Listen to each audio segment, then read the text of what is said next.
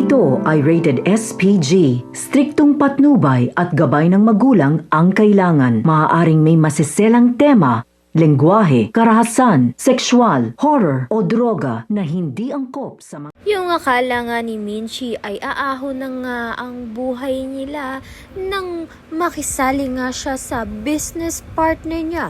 Subalit sinugod nga siya ng mga kliyente nga niya sa kanyang tindahan at dito malalaman nga ni Minchi na na-scam nga siya at marami pang ang nadamay dahil kapwa tindera nga ang naloko niya. Kaya naman nga't malaki nga ang problema ngayon nito ni Minchi.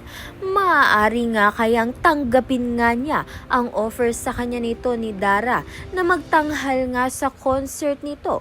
Nang sa gayon nga ay bumalik nga ang pagiging singer nito ni Minchi at kumilala nga siya muli at mabayaran ang mga na-scam nga niyang kliyente. Sa kabilang banda naman nga sa muling ang pagkikita nito ni Nate at ni Jenny. Mahulog nga itong si Jenny dito nga kay Nate. Kaya naman nga't yan at iba pa ang dapat nating pakaabangan. Maraming salamat sa iyong panonood.